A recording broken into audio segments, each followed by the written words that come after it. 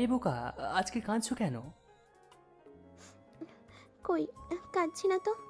বুকের জমানো কষ্টগুলো ছেড়ে ফেলছি। এই রাত যে আমার জীবনে কখনো আসবে আমি কোনোদিন কল্পনাও করতে পারিনি। নীরা, ছাদে যাবে? এখন এত রাতে ছাদে কি করবেন? জ্যোৎস্না দেখবো তোমাকে সাথে নিয়ে। যেতে পারি, তবে একটা শর্ত আছে। যদি মেনে নেন তাহলে যাব। হুম, বলো। আমি হেঁটে যেতে পারবো না, আমাকে বাহুর ডোরে নিয়ে যেতে হবে। নীরার কথা শেষ না হতেই অর্ক নীরাকে কোলে তুলে নিল। আরে হ্যাঁ, পড়ে যাব তো। ছাড়ুন প্লিজ, ভয় লাগছে আমার। চুপচাপ আমাকে জড়িয়ে ধরে থাকো, পারবে না? মাঝরাত, জ্যোৎস্নার আলোয় আলোকিত চারিদিক, মৃদু বাতাস বইছে। ছাদের এক পাশ গিয়ে দাঁড়ালো দুজনে। নীরার চুলগুলো বাঁধা ছিল।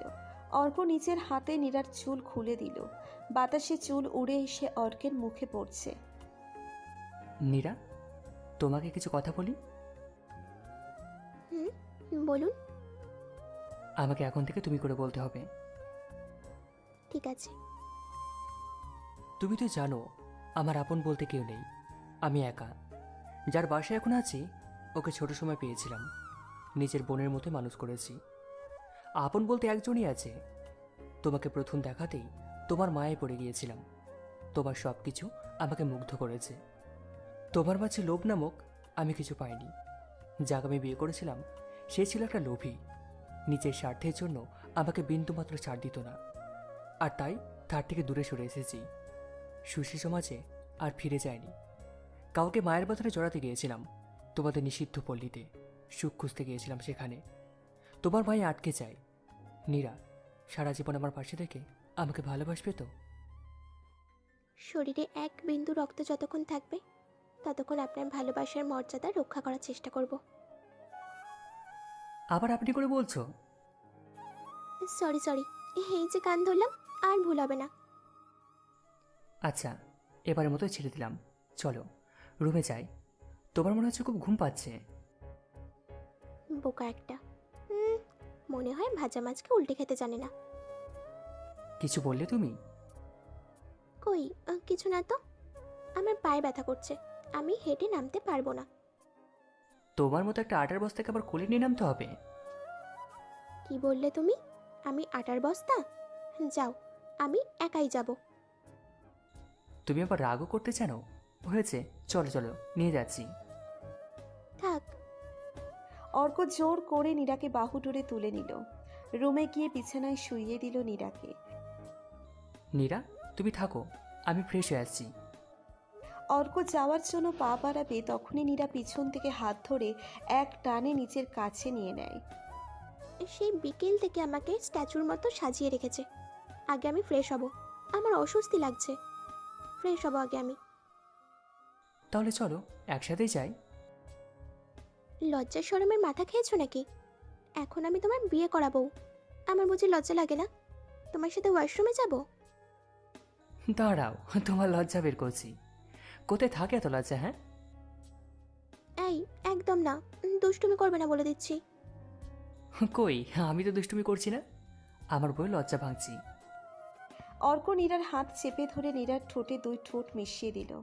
নীরা লজ্জায় লাল হয়ে নিচের চোখ বন্ধ করে ফেলেছে। অর্কর স্পর্শে শিহরিত হয়ে উঠেছে নীরা। নীরার ঠোঁট থেকে নিচের ঠোঁট সরিয়ে অর্ক। কি, লজ্জা ভেঙেছে?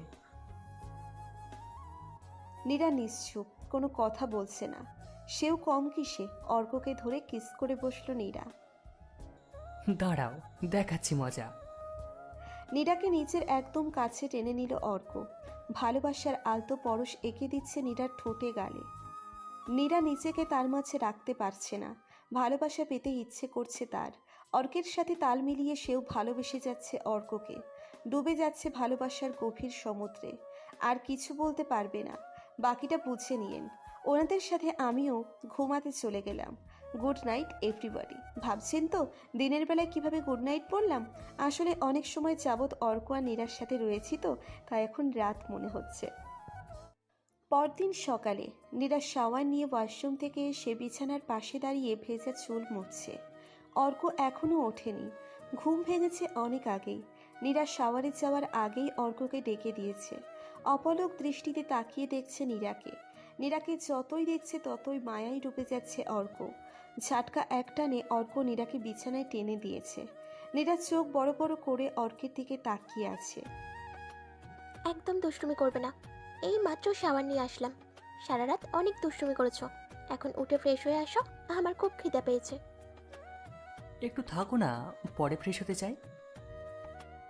একদম না, এখন যাও, না হলে আমি কিন্তু। কি করবে?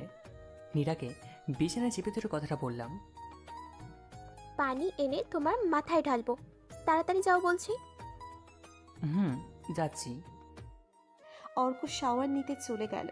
নীরা ড্রেসটা চেঞ্জ করে অর্কের পছন্দের কালারের একটা শাড়ি পরেছে। হালকা সাজে নীরাকে অপসরীর মতো লাগছে। যে কেউ দেখলে হাবুডুবু খেতে শুরু করবে। আমি কিন্তু হাবুডুবু খাইনি, আমাকে কেউ আবার ভুল বুঝবেন না। অর্ক শাওয়ার শেষ করে রুমে এসেছে। নীরা আজ তার পছন্দ মতো ড্রেস অর্কের জন্য বের করে রেখেছে। নীরার পরনের শাড়ির সাথে ম্যাচ করা কালারের। অর্ক চুপচাপ সেগুলোই পরে নিয়েছে। এভাবে কোনোদিন অর্ককে ভালোবাসেনি, কেউ এভাবে খেয়াল রাখেনি। নীরার এসব আচরণে অর্ক ফেসেই যাচ্ছে। ধীরে ধীরে তার চাওয়া পাওয়াগুলো সত্যি হতে চলেছে। মনে সব খোরাক ধীরে ধীরে মিটতে যাচ্ছে। অর্ক নীরাকে নিয়ে রুমে থেকে বের হবে এমন সময় অর্কর বোন দরজায় নক করলো। ঘুম ভেঙেছে তাহলে? আমি তো ভাবলাম এখনো ঘুমিয়েই আছিস, তাই ডাকতে এলাম। অনেক আগেই ঘুম ভেঙেছে। এই তো বেড়াতে যাব, তখনই তুই আসলি। তোদের জন্য গরম গরম কফি নিয়ে আসলাম। কফি শেষ করে চলে আয়, আমি টেবিলে খাবার সার্ভ করতে বলি। অর্কের বোন চলে যাওয়ার পর অর্ক নীরা দুজনে কফি নিয়ে বসে পড়ল। অর্কর সাথে থেকে কফি খাওয়াটা নীরারও অভ্যেসে পরিণত হয়েছে। কফি শেষ করে দুজনে চলে এসেছে ব্রেকফাস্ট করতে। অর্ক ব্রেকফাস্ট শেষ করে বাহিরে যাবে, তার একটা আর্জেন্ট মিটিং আছে। নীরা, আমি বেরোচ্ছি। দুপুর একসাথে লাঞ্চ করব। কথা শেষ করেই দ্রুত বেরিয়ে গেল অর্ক। বাসায় দুজন ছাড়া তেমন কেউ নেই। অর্কের বোনও বেরিয়ে গিয়েছে অফিসে। একমাত্র কাজের মেয়ে বাসায়। বয়স খুব বেশি হলে 12-13 বছর হবে। নীরা ভাবছে, সারাদিন একা একা কি করব? তার চেয়ে বরং মেয়েটাকে ডেকে আড্ডা দিই।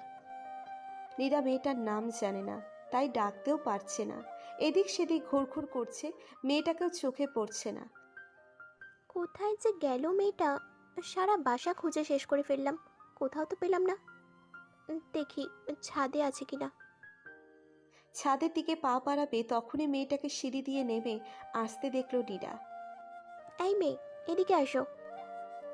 জি ভাবি, আমাকে ডাকছেন? হাতটা ধুয়ে আসি। তাড়াতাড়ি আসবে, আর আসার সময় এক মগ কফি নিয়ে আসবে। আমি এক্ষুনি নিয়ে আইতেছি। ভাবি আপনি বহেন। মেয়েটা কফির মগ এনে নীরার হাতে দিল। নীরা কফিতে চুমুক দিয়েই, বাহ, অনেক সুন্দর কফি বানাতে পারো তো। আচ্ছা, নাম কি তোমার? আমার নাম ময়না। কতদিন যাবৎ কাজ করো এই বাসায়? অনেক দিন ভাবি, ছোট্টবেলায় আমাদের নিয়ে আসছিল আফায়। তারপর তেইকা এইখানেই থাকি। স্কুল ভর্তি কইরা দিবার চাইছিল, আমিই যাই নাই। আফা অনেক ভালো মানুষ। আমি যে তোমার ভাবি লাগি, এটা কে বলেছে তোমাকে? তুমি তো আমাকে দেখোনি। গতকাল অর্ক ভাই আইছিল না, তখন শুনছিলাম আপনার কথা। আইস সকালে আবার আফায় অফিসে যাওয়ার সময় কইয়া গেছে আপনার খেয়াল রাখতে। ভাবি আপনি থাকেন, আমার অনেক কাজ আছে।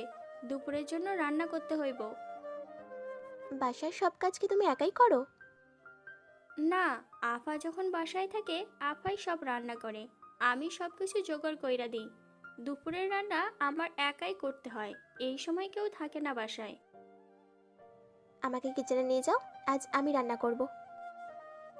কি কন ভাবি, আফা শুনলে আমারে বকবে।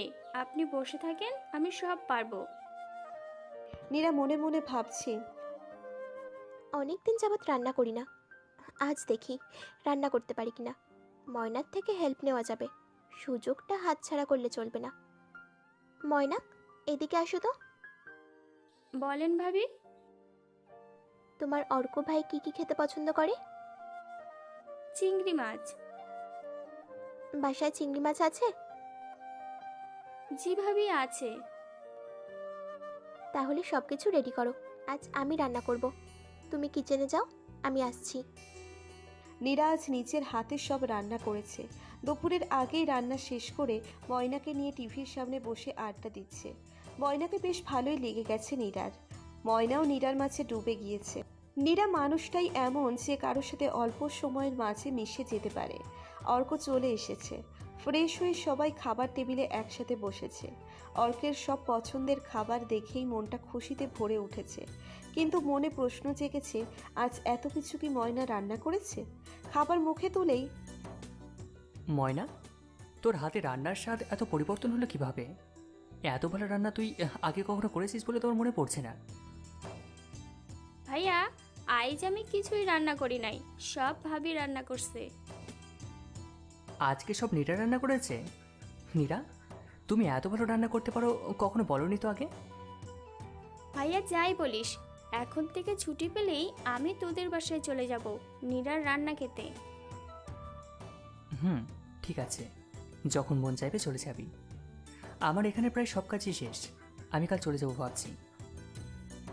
নীরাকে নিয়ে আর কয়টা দিন থেকে গেলেই তো পারিস। হাতে অনেক কাজ পড়ে আছে, পরে এক সময় এসে থেকে যাব। নীরা, তুমি সব কিছু গুছিয়ে রেখো, আমরা কালকে সকালে রওনা দেব। সবার সাথে লাঞ্চ শেষ করে বাকি কিছু কাজ গুছিয়ে নিতে বেরিয়ে গেল অর্ক। অর্কের বাসায় ফিরতে ফিরতে প্রায় সন্ধে হয়ে গিয়েছে। সারাদিনের ব্যস্ততায় খুব ক্লান্ত হয়ে পড়েছে অর্ক। অর্ক লেট করে বাসায় আসায় নীরা মুখ গোমড়া করে বসে আছে। নীরাকে বিকেলে বিচে ঘুরতে নিয়ে যাওয়ার কথা ছিল অর্কর। দুপুরে বের হওয়ার সময় বলে গিয়েছিল বিকেলে এসে সবাই মিলে বিচে যাবে, কিন্তু অর্কের বাসায় ফিরতেই সন্ধ্যা, তাই নীরার মন খারাপ। নীরা, মন খারাপ করে বসে আছো কেন? কি বলে গিয়েছিলে দুপুরে? ভুলে গেছো? মন খারাপ হবে না তো কি হবে? সরি, হাড়ে মনটা কখনো হবে না। বুঝেছি, আমার বউ অনেক রাগ করেছে, কথাই বলছেন আমার সাথে। কি করলে রাগ ভাঙবে শুনি? নীরা কোনো কথাই বলছে না, মুখ অন্যদিকে ঘুরিয়ে বসে আছে। অর্ক নীরার পিছনে বসে নীরাকে জড়িয়ে ধরে। নীরা মুখটা ঘোরাতেই আলতো করে ভালোবাসার পরশ এঁকে দিল নীরার কপালে। এক নিমেষেই নীরার সব অভিমান ভেঙে রাগগুলো ভালোবাসায় পরিণত হলো। নীরাও শক্ত করে অর্ককে জড়িয়ে দিল। নীরবতা বিরাজ করছে দুজনের মাঝে, কেউ কোনো কথা বলছে না। দুজন দুজনকে শুধু অনুভব করছে, মিশে একাকার হয়ে আছে দুজন। কারো আশার আওয়াজ শুনে দূরে সরে গেল দুজন। নীরা লজ্জায় মুখ তুলে তাকাতে পারছে না। অর্কের খানিকটা দূরে দাঁড়িয়ে আছে। রুমের বাইরের দিকে অর্ক তাকিয়ে দেখল ময়না এসেছে। ভাইয়া, আফাই আপনারে নিচে যাইতে কইল। তুই যা, আমরা আসছি। অর্ক ড্রেস চেঞ্জ করে নীরাকে নিয়ে নিচে গেল। ময়না তাদের জন্য কফি করে নিয়ে এসেছে। অর্কের বোনের হাজবেন্ড আজ এসেছে, বেশ কিছুদিন কাজের জন্য বাহিরে ছিল। সবাই মিলে বেশ ভালোই সময় কাটালো সন্ধ্যায়। রাতে বাসায় কোনো খাবারের ব্যবস্থা করেনি ময়না। রাতে সবাই বাহিরে ডিনার করবে। রেস্টুরেন্টে ডিনার শেষ করে দ্রুত বাসায় চলে আসে সবাই। কাল খুব ভোরে বের হতে হবে, তাই বাইরে খুব বেশি রাত করেনি কেউ। বাসায় এসে বাকি যা কিছু প্যাকিং করার বাদ ছিল নীরা গুছিয়ে নিল। ঢাকায় পৌঁছতে পৌঁছতে বিকেল হয়ে গেছে। খুব ভোরে অর্ক নীরাকে নিয়ে বেরিয়েছিল। বিকেলে বাসায় এসে দুজনেই খুব ক্লান্ত। ফ্রেশ হয়ে এসে বসে আছে দুজনে। ক্লান্তিকর ভাবটা কিছুতেই কাটছে না। অর্ক নীরাকে বলল, নীরা, বাসায় তেমন কিছু নেই রাতে খাওয়ার জন্য, চলো আজকে বাইরে থেকে খেয়ে আসি। আমি বাইরে যেতে পারবো না, তুমি হালকা কিছু নিয়ে আসো, আমি রান্না করছি। আর এখন থেকে বাইরে খাওয়া বন্ধ। ঠিক আছে ম্যাডাম, আপনার যা ইচ্ছে। এখন থেকে বাসায় সব কিছু নিজের মতো করে গুছিয়ে নিও। অগাছাল অবস্থায় পড়ে আছে সব, যেটা যেখানে ভালো লাগবে সেখানে সাজিয়ে নিও। এটা আজকে থেকে তোমার সংসার। অর্ক বাইরে চলে গিয়েছে। নীরার চোখের পানি অঝোর ধারায় পড়ে চলেছে, কারণ আজ একজন তাকে সংসারের দায়িত্ব দিয়েছে। কোনোদিন সংসার হবে এটা কল্পনাতেও ছিল না নীরার।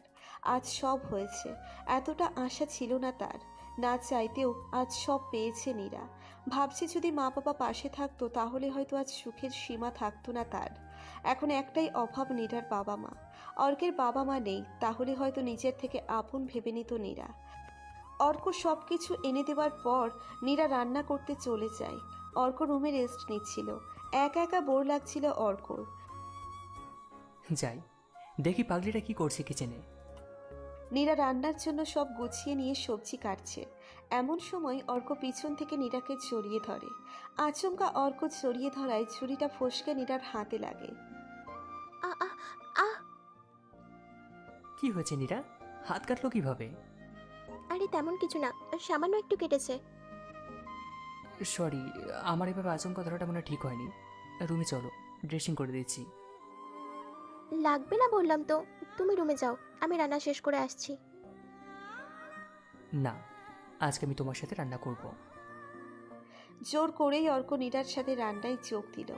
রান্না শেষ করে ফ্রেশ হয়ে দুজনে একসাথেই ডিনার করতে বসেছে, কিন্তু নীরা কিছুই খাচ্ছে না। কি ব্যাপার, তুমি বসে আছো কেন? নীরা হাত কাটা দেখিয়ে বলল। কিভাবে খাবো? অর্ক নীরার সামনের চেয়ার থেকে উঠে নীরার পাশের চেয়ারে গিয়ে বসলো। হ্যাঁ করো, আমি খাই দিচ্ছি। নীরা চুপচাপ খেয়ে নিচ্ছে, বিস্ময়কর দৃষ্টিতে তাকিয়ে আছে অর্কের দিকে। ভাবছে, সত্যি অর্ক কি মানুষ নাকি অন্য কিছু?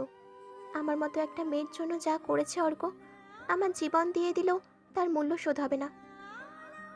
নীরা চলো, খুব ক্লান্ত লাগছে, ঘুমিয়ে পড়ি। একদম ভালো লাগছে না বসে থাকতে। নীরা মাথা নেড়ে সম্মতি জানালো। অর্কের সাথে গিয়ে শুয়ে পড়ল নীরা। অর্ক নীরার মাথাটা নিচের বুকের সাথে চেপে শুয়ে পড়ল।